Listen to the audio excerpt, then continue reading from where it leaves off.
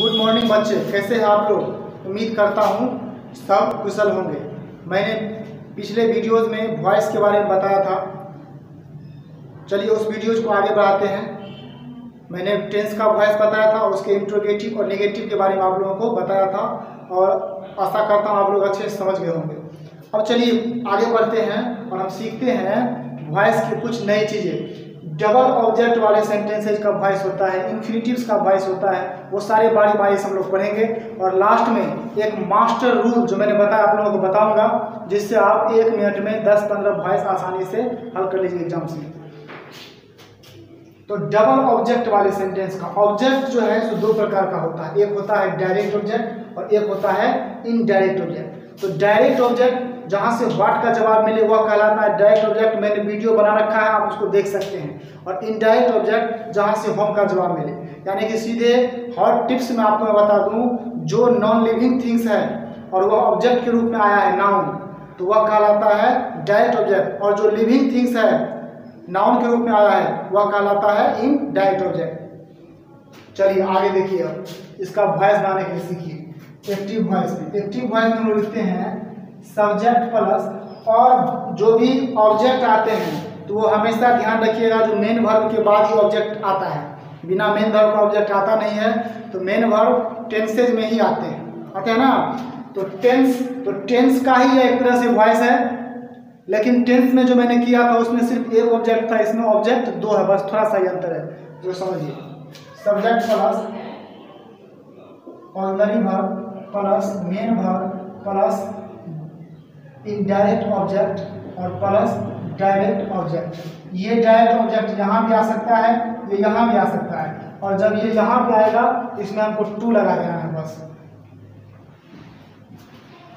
अब देखिए जब हम इसका वॉइस बनाएंगे, इस सेंटेंस को और भी एक तरीके से हम लिख सकते हैं, subject plus auxiliary verb plus main verb plus, अगर डायरेक्ट ऑब्जेक्ट को हम पहले कर देते हैं तो इनडायरेक्ट ऑब्जेक्ट बाद में आएगा, लेकिन इसके साथ में 2 लगा, इसके साथ में 2 लगा। समझ में आ रही है बात। तो एक ही सेंटेंस है, इसको 2 तरह से मैंने लिख दिया। यहाँ पर डायरेक्ट ऑब्जेक्ट देखिए, हम लिखते हैं I teach English to you, और इसी को हम लिखते हैं आई टीच यू इंग्लिश। एक ही चीज है, कोई ज्यादा अंतर नहीं, कोई ज्यादा अंतर नहीं। तो अब इसका हम लोग वॉइस बनाने के लिए सीखते हैं। ये हुआ आपको एक्टिव। जब इसका हम पैसिव बनाते हैं, दोनों स्ट्रक्चर एक ही है, कोई दिक्कत नहीं है, सिर्फ अब इसका पैसिव बनाइए। एक बार इनडायरेक्ट ऑब्जेक्ट को लेकर के बनाते हैं और एक बार डायरेक्ट लेकर के बनाते हैं। अब पैसिव में देखिए ये भी 2 तरह से बनेगा। जब हम डायरेक्ट ऑब्जेक्ट को लेते हैं तो यहाँ पर आ गया डायरेक्ट ऑब्जेक्ट प्लस, ये सब्जेक्ट के रूप में आ गया कि नहीं आया।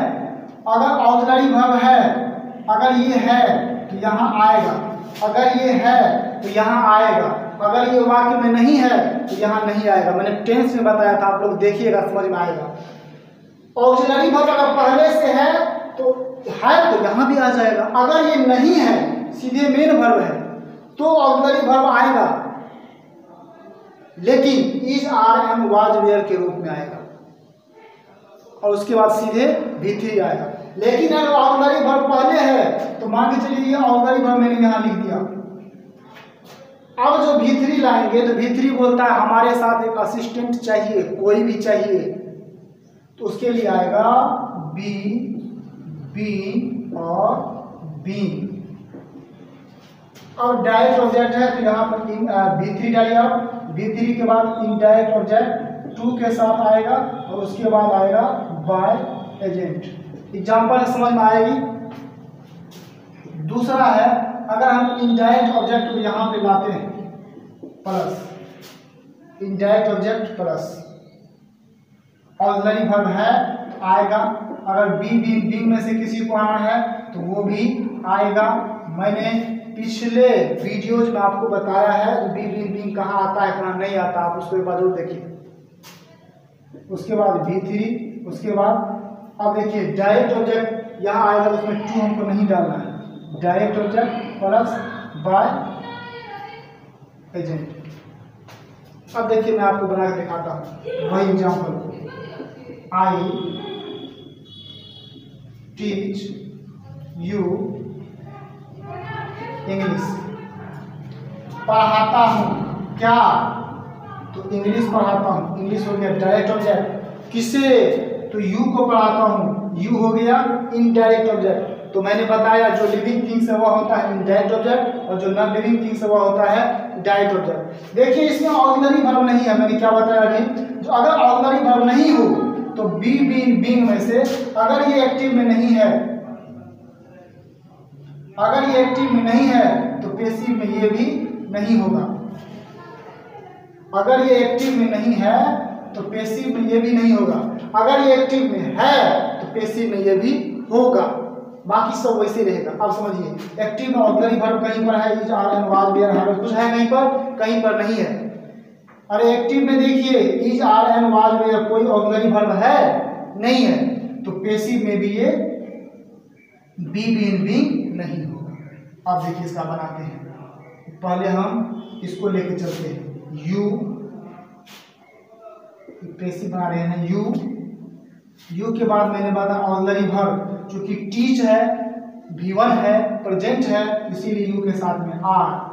बी बीइंग बीइंग आएगा नहीं क्योंकि ऑक्सिलरी वर्ब नहीं है, तो V3 के रूप में टाउट।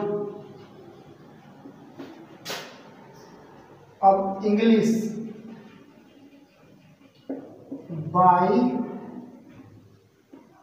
मी,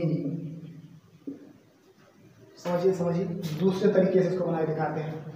अब इसको लीजिए इंग्लिश के साथ में इज टाउट टू यू। अब देखिए यहां पर मैंने सिर्फ टू लगा दिया, पैसिव में सिर्फ टू लगा दिया, टू यू बाय मी।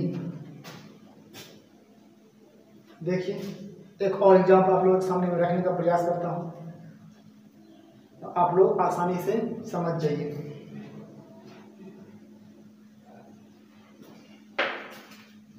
देखिए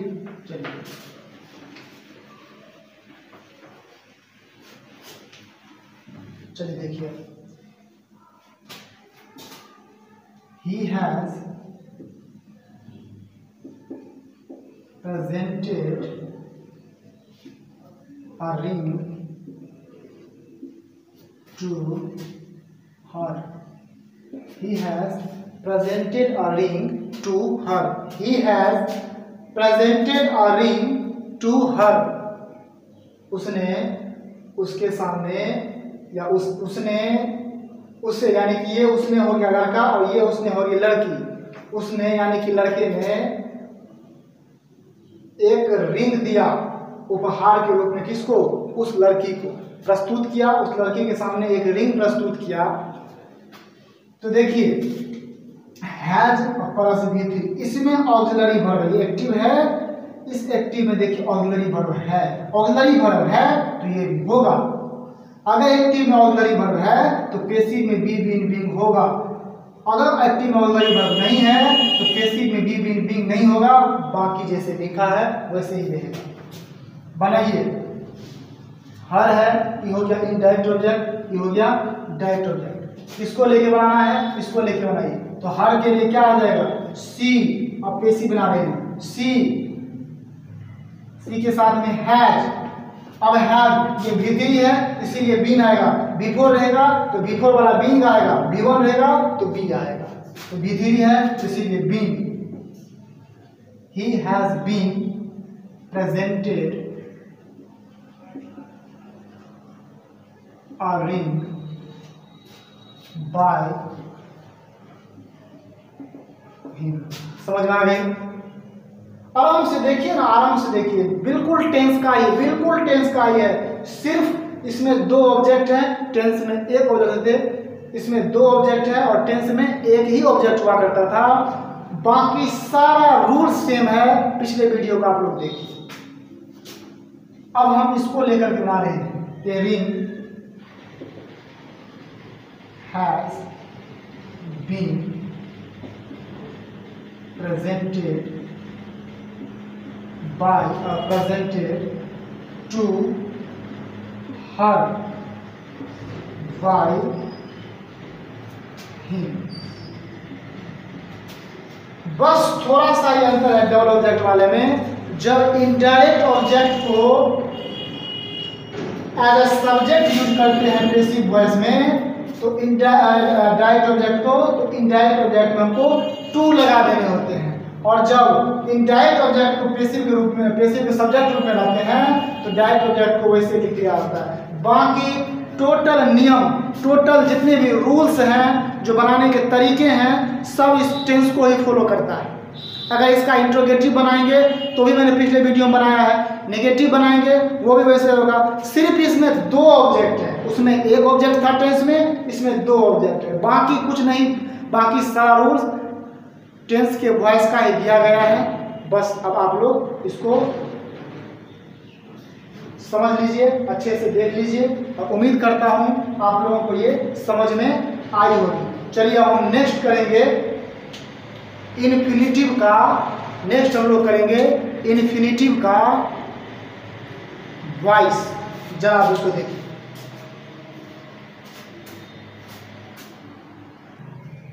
चलिए हम लोग देखते हैं इन्फिनिटिव का वॉइस। मैं एक एक करके नहीं बनाऊंगा। देखिए इज के साथ इन्फिनिटिव आता है, जैसे वह जाने वाला है, ही इज टू गो, वह जाने को है, ही इज टू गो। उसके बाद हैज के साथ इन्फिनिटिव आता है, ही हैव टू गो, उसे जाना पड़ता है या उसे जाना है। उसके बाद वाज के साथ भी आता है, आई वाज टू ईट, मुझे खाना है या मैं खाने वाला हूँ, खाने वाला था। उसके बाद हैड के साथ भी आता है, ही हैड टू रीड, उसे पढ़ना पड़ा या उसे पढ़ना पड़ता था। इस सारे का एक ही मास्टर रूल मैं आप लोगों के सामने दे रहा हूँ, एक बार में समझ जाइएगा। Voice of infinitives. देखिए एक्टिव जब हम लिखते हैं तो subject plus is, are, am, was, were, यानी कि इसको हम एक तरह से ऑक्सिलरी वर्ब बोल देते हैं, कोई दिक्कत नहीं। Is, are, am, was, were. और भी होते हैं हैव, हैज और हैड, यानी कि पोस्ट में मैंने डाल देता हूं कि ऑक्सिलरी वर्ब प्लस इन्फिनिटिव। अब इन्फिनिटिव क्या होता है? इन्फिनिटिव होता है टू प्लस V1, यानी कि वर्ब के पहले फॉर्म के पीछे जब टू लग जाए तो इन्फिनिटिव होता है। लेकिन जब यह किसी नाउन या प्रोनाउन के पहले टू लगेगा तो वह प्रीपोजिशन होता है। ये टू अगर वर्ब से पहले है तो यह इन्फिनिटिव है पूरा, और जब टू जब किसी नाउन या प्रोनाउन से पहले है तो वह प्रपोजिशन है। इन्फिनिटिव प्लस ऑब्जेक्ट, ये है हमारा। तो हम जब इसका पैसिव बनाते हैं तो क्या करते हैं, इस ऑब्जेक्ट को पहले स्थान पे लाते हैं, उसके बाद जो वर्ब है उसको रख देते हैं,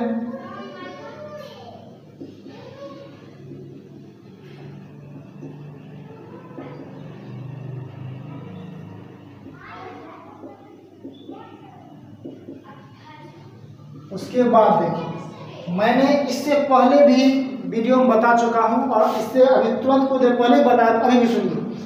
अगर वाक्य में ऑक्सिलरी वर्ब पहले से है तो V3 पैसिव जब भी आएगा तो V3 ग्रुप में आता है उसमें वर्ब, केवल V3 ही पैसिव में इस्तेमाल होता है।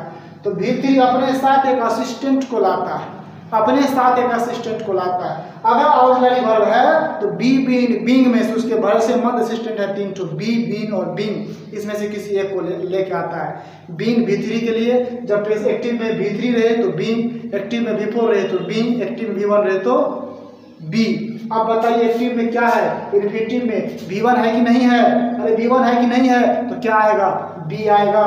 तो 2 प्लस B प्लस V3, तो देखिए ट्रू तो पहले से है, V1 जब V3 में कन्वर्ट हुआ तो अपने पीछे में B को ले लिया, बिना असिस्टेंट का नहीं आता है, ले लिया। अब बच गया क्या, अब बच गया ये, तो ये बाई एजेंट के रूप में आ गया।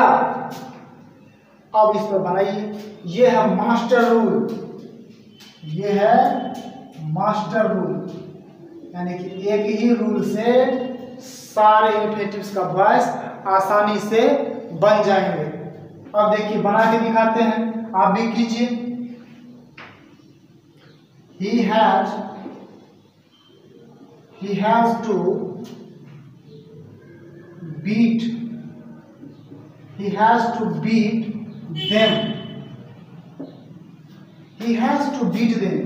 उसे उन लोगों को पीटना पड़ता है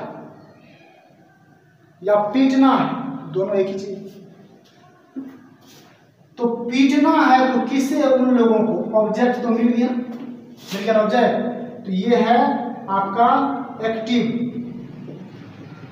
अब जब इसका हम पैसिव बनाएंगे तो ध्यान दीजिए, ये आएगा देम, देम है ऑब्जेक्टिव केस, जब ये आएगा सब्जेक्ट के रूप में तो बदल जाता है देम, केस होता है, आई का ऑब्जेक्टिव होता है मी, जब सब्जेक्ट में आएगा तो आई ऑब्जेक्ट में आएगा, तो इसका सब का होता है, दे का होता है देम, तो देम है ऑब्जेक्ट और दे है सब्जेक्ट।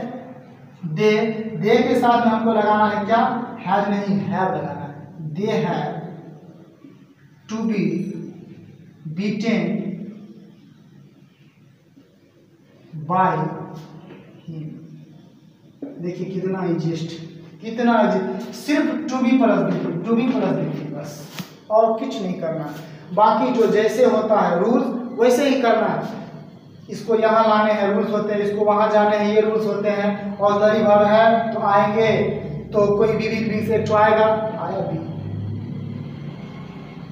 तो ये रूल्स होते हैं, सिर्फ रूल्स को फॉलो करना है। और B10 के पहले बी आ गया बस, यानी कि B प्लस V3, यानी कि 2B प्लस, इन्फिनेटिव में 2B plus V3 passive voice बनाते हैं 2B प्लस V3, बाकी सारा रूल के हिसाब से। एक और देख लेते हैं,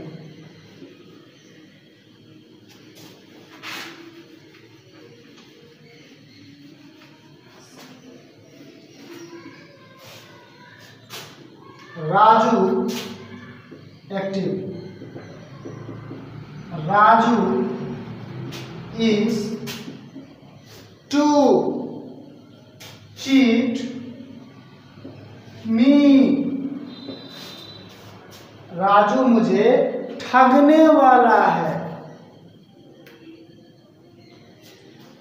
तो मी देखिए ये है ऑब्जेक्ट, जब इसका हम पैसिव बनाएंगे तो इस मी का सब्जेक्ट केस में होता है आई के साथ में am, 2B plus V3 cheated by Raju. और भी वॉइसेस हैं जो मैं आपको नेक्स्ट वीडियो में बताऊंगा। आशा करता हूं आप लोगों को अब तक जितना मैं पढ़ाया हूं वो फिर कहीं दोबारा नहीं पढ़ना पड़ेगा। तो आप लोग वीडियो पसंद आए तो उसको लाइक शेयर और सब्सक्राइब जरूर करें और कमेंट करें, फीडबैक दें जो कैसा लगा। धन्यवाद।